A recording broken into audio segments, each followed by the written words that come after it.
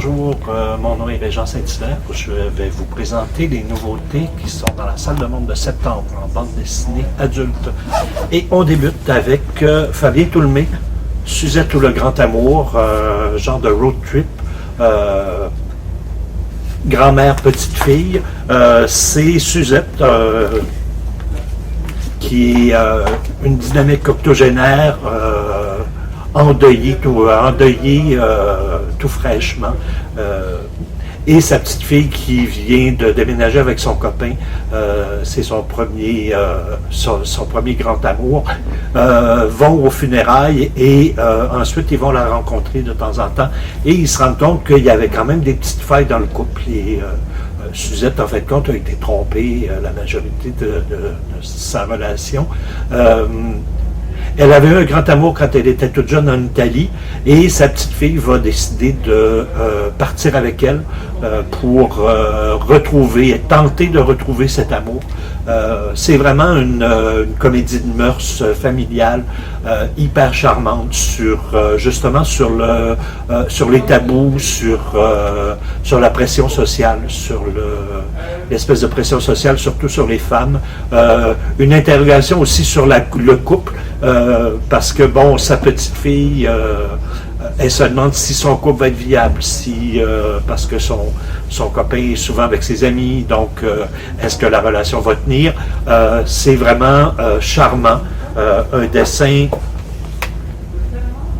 vraiment tout rond, tout lumineux, c'est vraiment incroyable. Fabien Toulmé qui nous avait charmé avec l'Odyssée d'Hakim en 3 tomes. Donc, c'est vraiment un beau petit feel-good, vraiment merveilleux.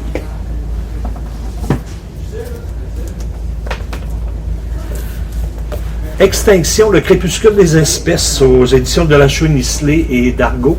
De La Chaux-Nisley, qui est beaucoup plus spécialisée dans les essais. Donc, on est dans une fiction documentaire. Sur une île de l'océan Arctique, une île fictive, une équipe de tournage qui tourne un documentaire sur les grandes extinctions et sur la 6e extinction de l'espèce. Donc on est vraiment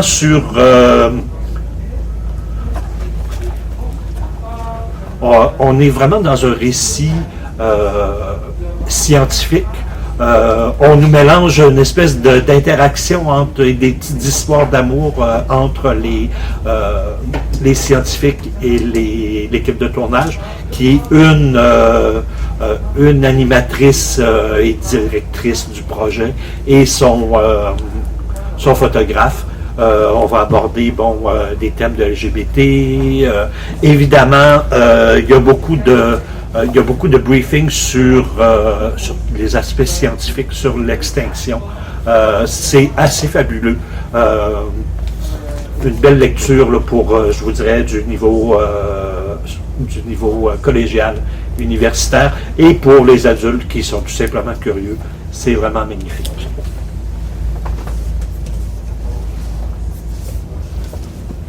Un documentaire assez étonnant, Le Roi des Vagabonds, coédition d'Argo et Le Seuil. C'est un portrait de Gregor Gog, qui a été reconnu comme le roi des vagabonds, né en 1891, mort en 1945, anarchiste. On est dans l'Allemagne pré-nazie. Lui, en fait, compte, est un marin. Il a fait la Première Guerre mondiale sur des bateaux, sur des navires de guerre, anarchiste,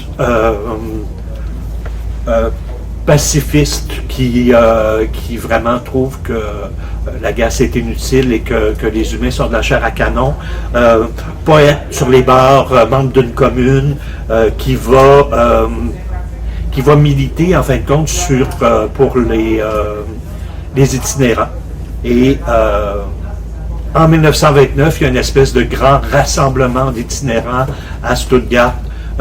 Gregor Gog, qui est le premier en fin de compte à avoir publié un journal écrit et produit par des itinérants, va être emprisonné dans des camps de détention nazis, va fuir l'Allemagne, va devenir communiste. Il y avait vraiment, il n'y avait pas il n'y avait pas d'affinité avec le communisme, mais bon, c'était une espèce d'exalté. Il se dit, on va aller là-bas, je vais aller en Union soviétique, on va changer le monde.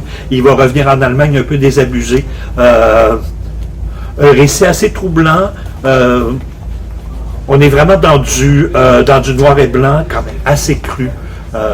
C'est vraiment merveilleux. Donc, pour un pan de l'histoire contemporaine un peu méconnu.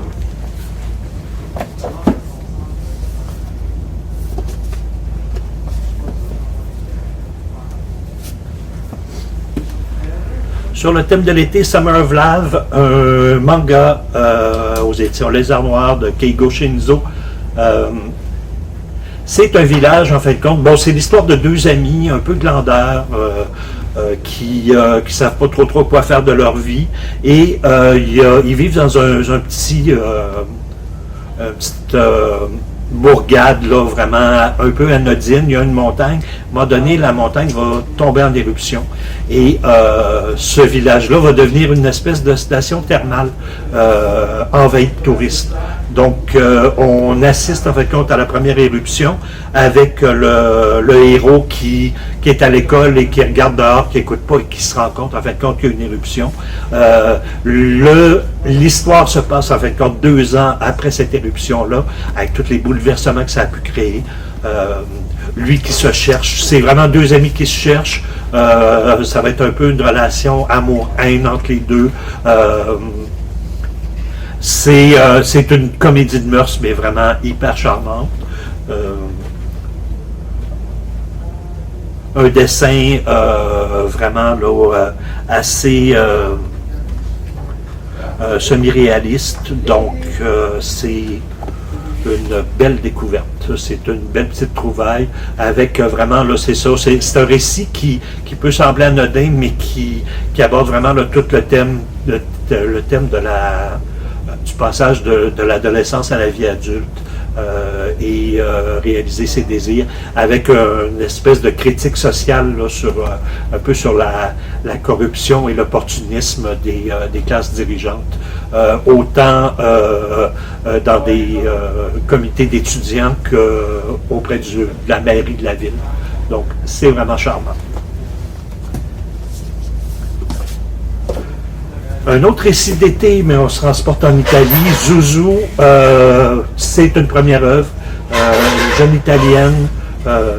C'est bouleversant comme récit. Ça s'appelle Cheese, c'est aux éditions Casterman. Encore là, un petit récit d'été, 3 amis qui sont inséparables. Ils vont passer l'été ensemble. Ils vont aller dans des concerts de rap. Ils vont boire de la Stella Artois. Il y en a un des 3 qui est livreur de pizza. Ils vont faire des détournements pour s'empiffrer, pour se goinfrer en cachette. Et ça va mal tourner. Ils vont se reprendre. C'est des petites scénettes. Un dessin assez particulier. Une espèce d'esthétique un peu punk. Et Zuzu, en fin de compte, aimerait beaucoup tomber en amour. Il y a un de ses amis, un du trio, qui a un peu un œil sur elle. Et Zuzu a des problèmes de boulimie. Et à chaque fin de séquence, on a vraiment des planches avec elle et son espèce de, le corps qui se déforme, qui devient vraiment grotesque. On pense ici, comme ici aussi, là, les chattes qui s'affaissent et qui se multiplient. À mesure qu'on lit, on se dit, oh là là, ça va mal se passer, ça va mal finir. C'est un récit hyper lumineux avec un happy ending, avec quelque chose, une espèce d'épiphanie à la fin, qui est tout à fait troublante. C'est une belle découverte. C'est dans mes bandes dessinées de l'année en ce moment. C'est tout à fait bouleversant.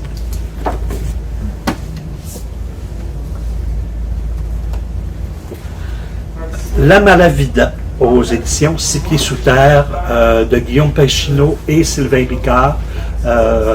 On est dans un récit polyphonique. On mélange les intrigues politiques, le polar et le drame de mœurs. On est en juillet 1930 en Argentine. Le récit, en fin de compte, est divisé en 4 parties qui nous présentent toujours 2 personnages deux antagonistes. Le premier, c'est Isabelle et Samuel. Le second, Fuentes et Marcelo.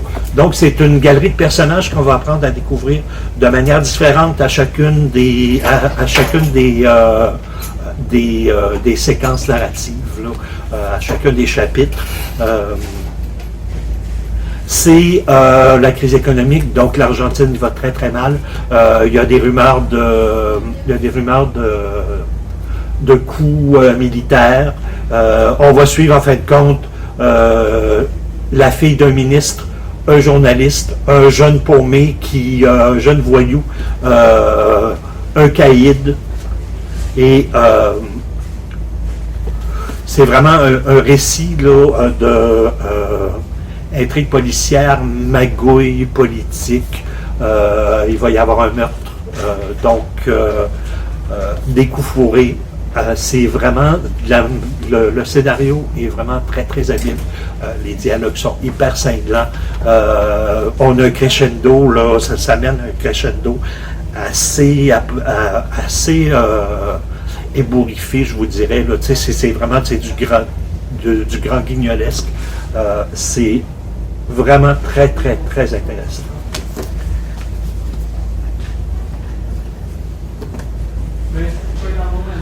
Alma, chez Panini Manga, une série de science-fiction qui va être en 4 tomes. Il y a 2 tomes parus. En salle de monde, vous aurez le tome 1 et le tome 2. On est dans du science-fiction post-apocalyptique, cyberpunk, avec des... c'est un jeune garçon qui est l'Alma. L'Alma, c'est le prophète. C'est souvent ça, c'est un peu une mécanique dans le comic et dans le manga et dans la bande dessinée. Un jeune garçon, il y a eu on est dans un monde post-apocalyptique, donc une guerre entre les machines et les humains. Les machines auraient gagné, il reste très peu d'humains, mais il y aura l'Alma qui va venir et qui va réussir à redémarrer l'humanité. Donc, on débute avec un jeune garçon qui va s'avérer être l'Alma et sa meilleure amie, qui est une cyborg, on va s'en rendre compte assez vite, donc qui est en fait compte la convoitise, l'objet de convoitise des 2 clans. Il habite sur une île, donc il va réussir à s'en aller sur le continent. Une terre totalement dévastée où l'ordre géopolitique est totalement changé. La Turquie est un grand pôle, il y a l'Allemagne qui est un grand pôle aussi, ensuite il y a l'Europe. On est vraiment, et le Japon. Donc on est vraiment là, dans un concentré géopolitique.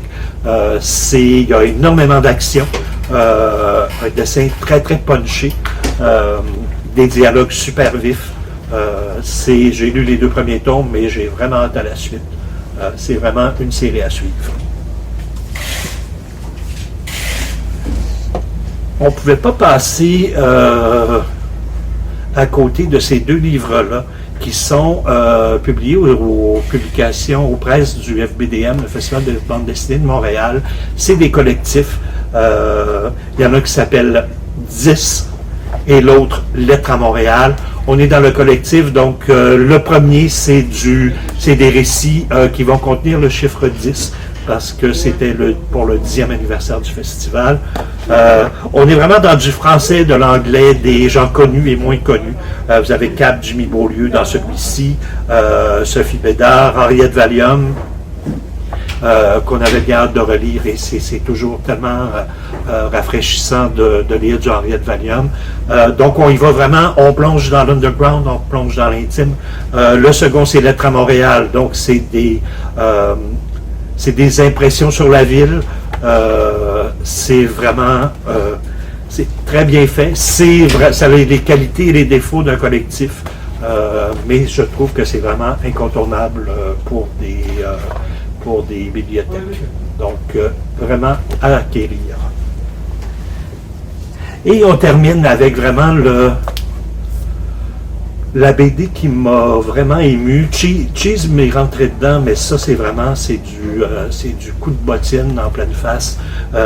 Grand silence de Théa Rogeman et Sandrine Revel au dessin. C'est aux éditions Glénat.